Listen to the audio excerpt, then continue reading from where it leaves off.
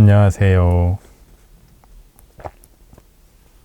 수학 고민 상담소 천쌤에게 물어보셈 시간입니다.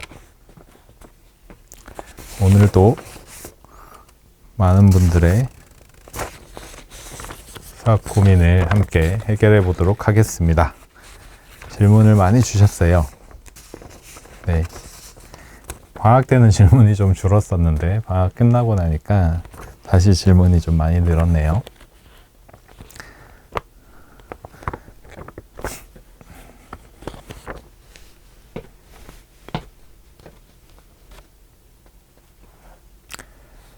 네, 안녕하세요. 시작하기에 앞서서 몇 가지 안내 말씀을 드리면, 저희가 이렇게 저희 교재에 이렇게 사용 설명서라고 해서 교재들에 대한 안내 자료를 신청하신 분들에게 제가 이렇게 아이들 응원하는 메시지를 적어서 보내주는 이벤트를 했었는데, 취업 이런 부분 관련해서 조금 시간이 걸렸습니다. 그래서 이제 발송을 다 했나요? 네, 발송을 다 해서 이제 각자 집으로 등기 우편으로 보냈으니까 기다려 주시면 좋겠습니다. 제가 매우 많은 양을 직접 이렇게 하나씩 아이들 응원하는 메시지 적어서 발송했습니다. 네, 기다려 주시면 좋겠고요. 그리고 또 하나는 저희 홈페이지 개편을 하고 있어요. 홈페이지를 개편해서 이렇게 인스타 등으로 팔로우하고 저희 소식들 받아보는 분들에게 이미 받으신 분들도 있으시네요. 네. 더 많은 어떤 학습 자료나 이런 부분들을 원활하게 제공하기 위해서 홈페이지를 개편하고 있습니다.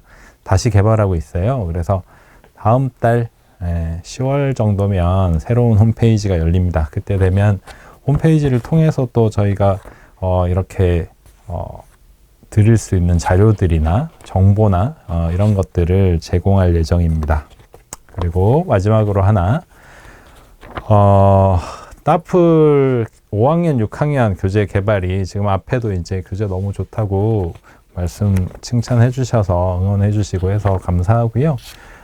따플 5학년 교재가 5, 6학년 교재가 11월에 나오고요. 그리고 저희 이제 따플 마무리하고 내년 개발 계획을 세우면서 따라하면 풀리는 수학 개념편 교과 개념서를 만들기로 했습니다.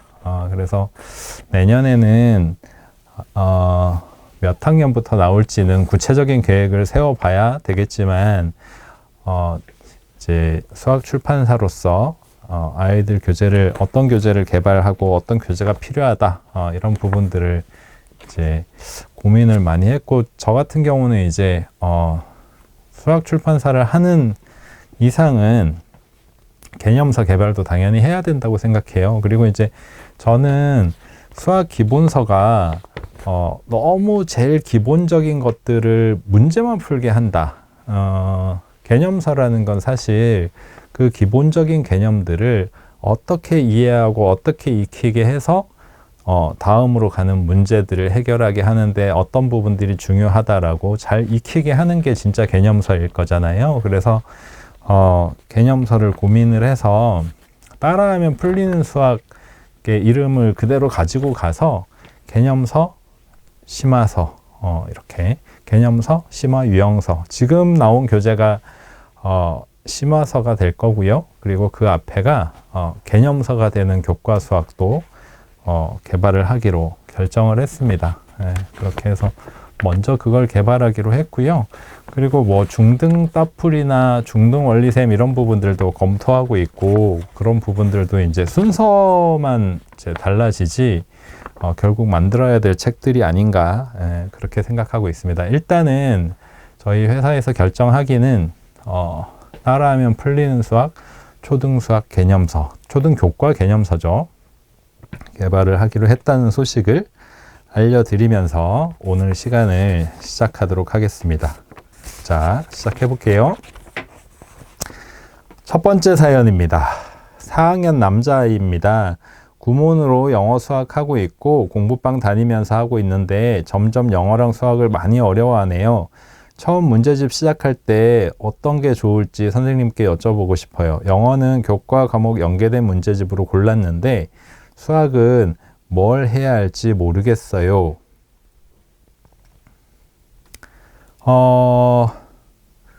수학은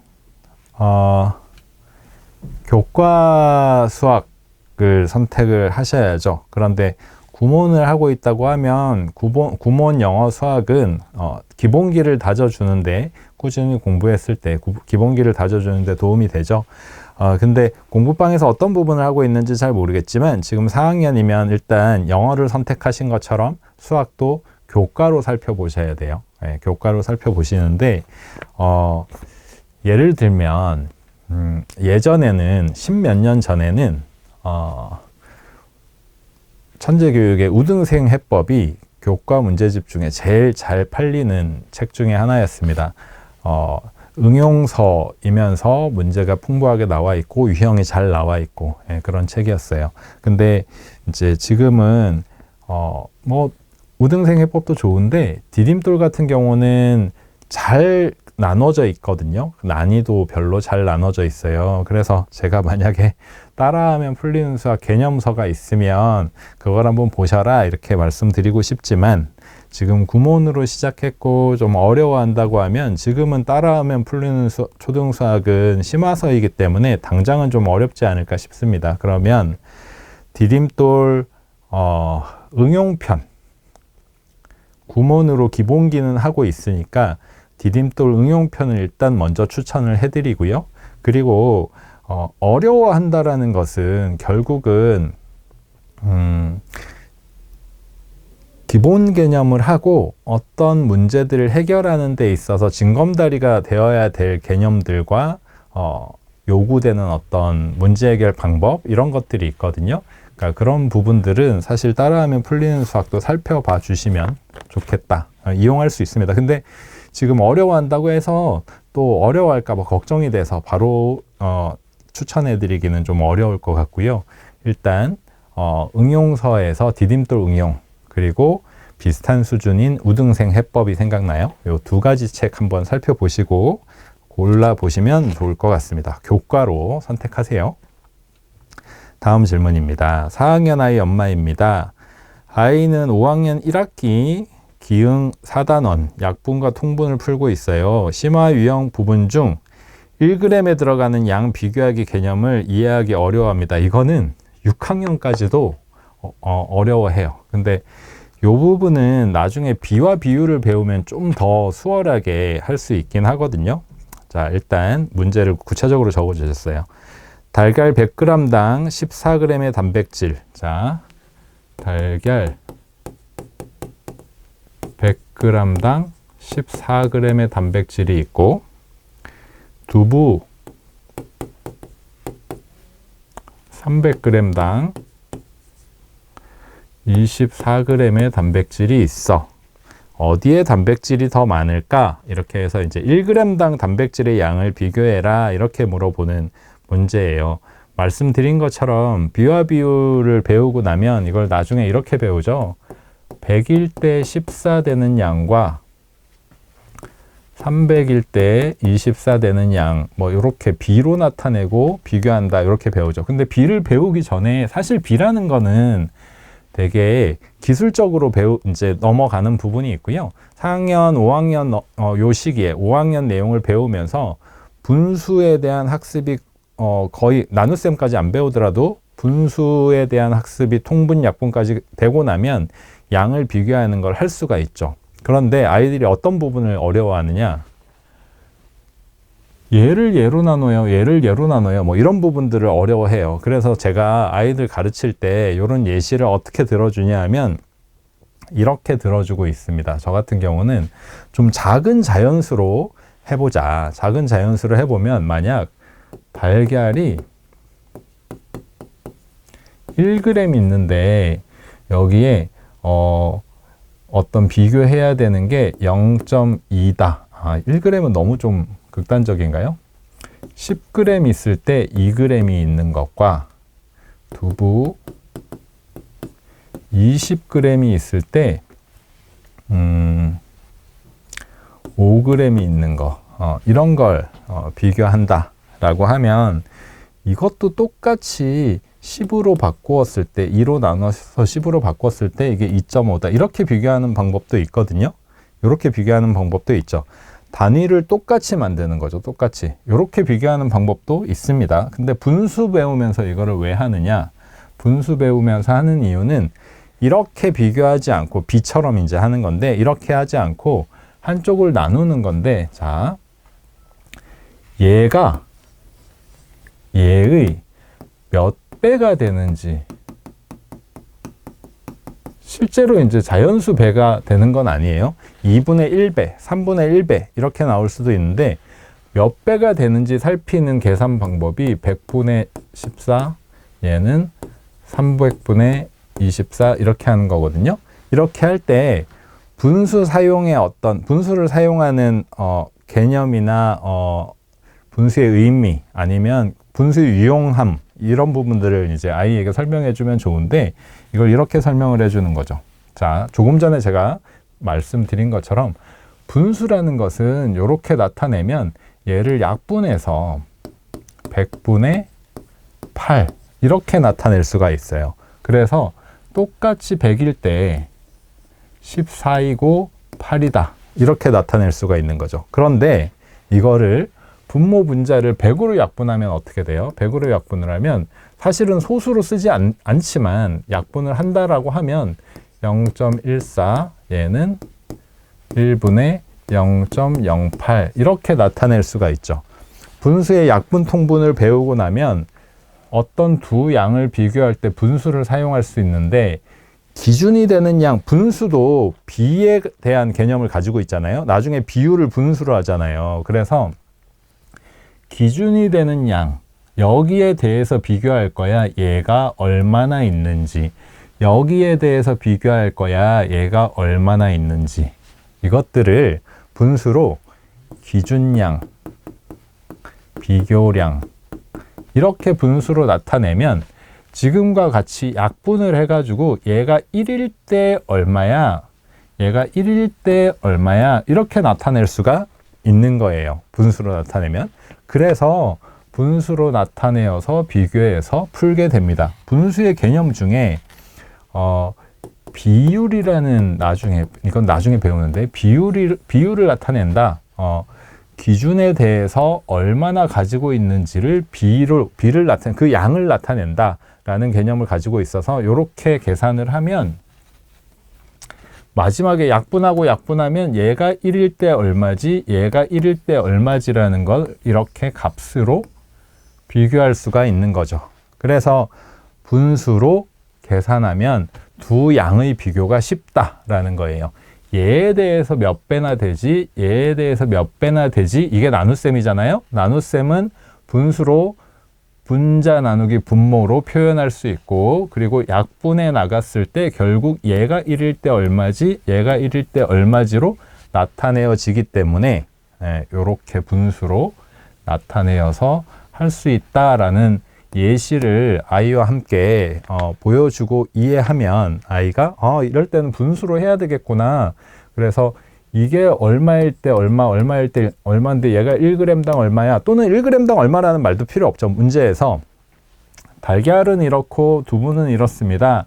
두 개 중에 어느 쪽에 단백질이 더 많이 있다고 얘기할 수 있을까요? 라고 하는 문제면, 이렇게 해서 분수의 크기를 비교한다라는 거죠.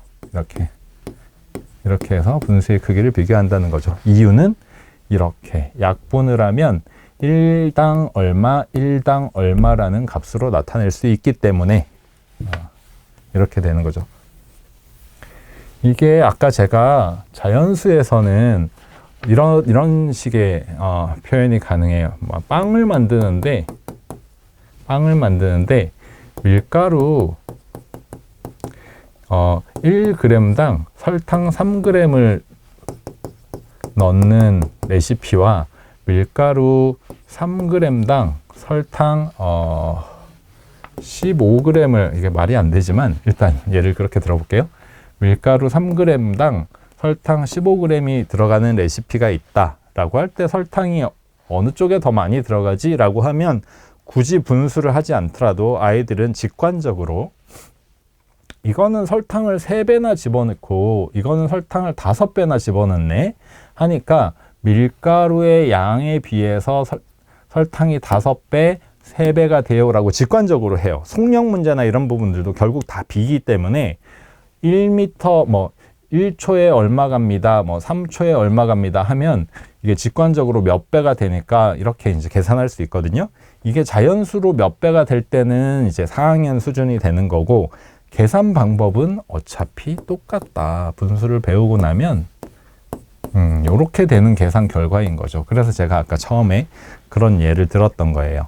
그동안은 자연수로 몇 배, 몇 배로 비교할 수 있었다면 분수의 약분 통분을 배우고 분수 소수를 더 배우고 나서는 자연수 몇 배가 아니라 분수로 나타내어서 소수가 되는 수나 아니면 분수 자체의 크기 비교를 통해서 나타낼 수 있다. 그 원리는 이미 그동안 자연수로 이렇게 하던 것과 동일한 부분이 있어요. 그래서 저는 아이들 설명해 줄 때 항상 수를 줄여서 설명해 주거나 아니면 지금과 같이 자연수로 바꾸어서 설명해 주거나 하는 걸 꼭 해요. 왜냐하면 원리가 똑같기 때문에 아이가 잊어버렸을 때 유사한 부분으로 유사한 수를 작게 해가지고 유추해 본다던가 아니면 자연수로 바꾸어서 유추해 보고 그 관계를 파악해 보자 이런 부분들을 가르쳐 주지 않아도 나중에 할 수 있도록 도와주기 위해서 지금과 같은 예를 들어주고 나서 분수 자체에 대해서도 설명해 주거든요.